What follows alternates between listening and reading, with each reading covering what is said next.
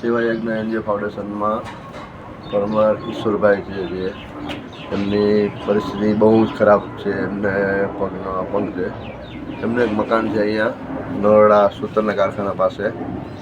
એ મારી પાસે એક માગણી કરીને આવ્યા છે કે જો મારું મકાન રિપેરિંગ થઈ જાય. પહેલાં તો અહીંયા જ રહેતા હતા.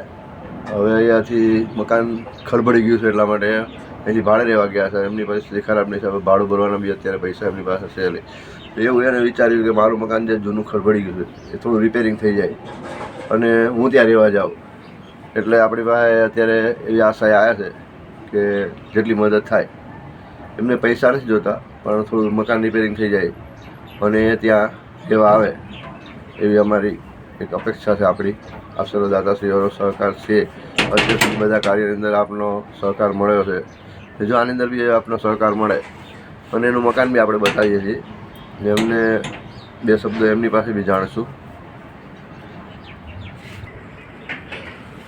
અહીંયા તેમનું મકાન છે. હા, અંદરથી જતા આવડે. બોલો ઈશ્વરભાઈ. પરમાર ઈશ્વરભાઈ અર્જુનભાઈ. અત્યારે તો હું ઠક્કરનગરમાં વિસ્તારમાં રહું, ચમક ચૂનાની બાજુમાં.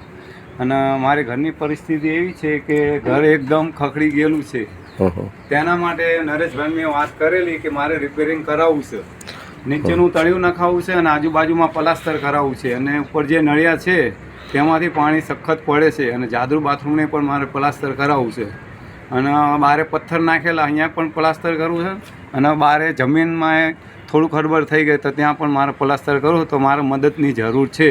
તો નરેશભાઈ આપ સર્વે દાતાઓને વાત કરીને મારા ઘરનું થોડુંક સમીકરણ રિપેરિંગ થાય તો તમે રહેવા આવો. તો હું ઠક્કરનગરથી અહીંયા હું પાછું રહેવા આવું તો આપ મદદ કરો તો તેની તમારી મહેરબાની. ચાલો અંદર જાઓ. આ તેમનું મકાન છે. પગની અંદર એમને તકલીફ છે. તમે જોઈ શકો છો એમનું મકાન. એમની હાલત બહુ જ ખરાબ છે. આ નીચે પથ્થર બી નાખેલા છે. એમનું મકાન છે. અહીંયા સાઈડમાં દિવાલ બી ખવાઈ ગઈ છે આખી. ખંડેર જેવું હાલતમાં મકાન છે અત્યારે. જોઈ શકો જો નીચે ઉપરથી પાણી પડે, નળિયા થઈ ગયા છે પર. છેલ્લા 6 મહિનાથી એ ભાડે રહે છે. હવે એમની પરિસ્થિતિ નથી ભાડું ભરવાની બી. એટલે જો આપની સાથ સહકાર મળે તો એમને અહીંયા રહેવા આવું છે.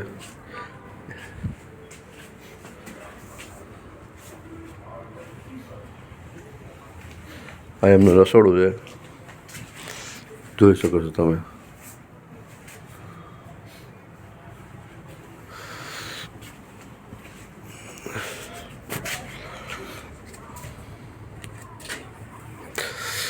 આપનો સહકાર રહે આપ સર્વદાતાશ્રીઓનો એવી આશા છે. જેટલું બને એનું એસ્ટિમેટ આપણે કઢાવીશું કેટલો ખર્ચો થાય છે. જે યથાશક્તિ આપનો સહકાર મળે બસ. અમારે બીજું કંઈ જોતું નથી આમાં. અમે તો નિમિત્ત છીએ, બાકી તો આપની દયાથી જ આ બધું થાય છે જ્યારે ત્યારે. ધન્યવાદ. Thank you.